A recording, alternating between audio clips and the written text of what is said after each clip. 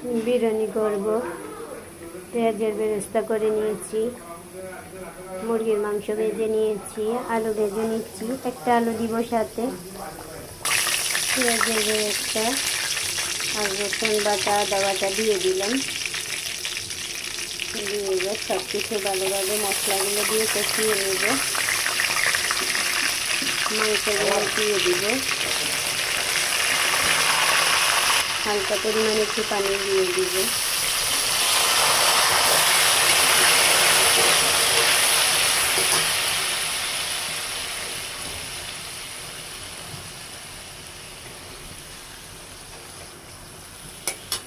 কিছু দিয়ে দিলাম রাঁধুনি প্যাকেট মশলা,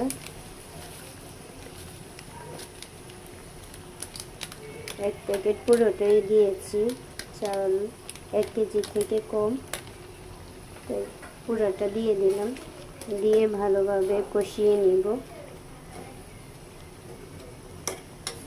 পরিমাণ মতো স্বাদ মতো লবণ দিয়ে দিলাম।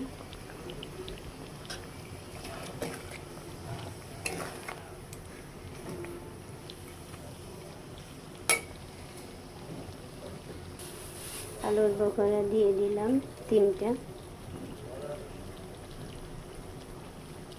এবার ভালোভাবে কষিয়ে নিব। কাঁচামরিচ দিয়ে দিলাম,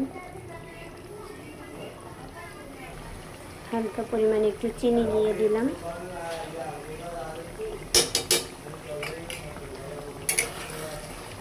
ভালোভাবে কষিয়ে নেব।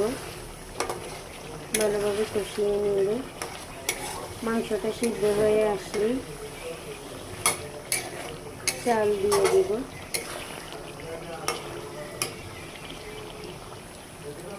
কষানো হয়ে গেছে। এবার কিছুটা পরিমাণ একটু দুধ দিয়ে দিব, 1 কাপ পরিমাণ দুধ দিয়ে দিলাম। দিয়ে আবার একটু জাল করে নিব।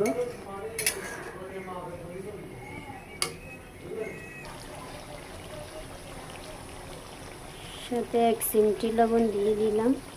আমি কিন্তু গুঁড়ো মরিচ একটু ব্যবহার করেছি হালকা। সব কিছু দিয়ে ভালোভাবে কষিয়ে নিলাম।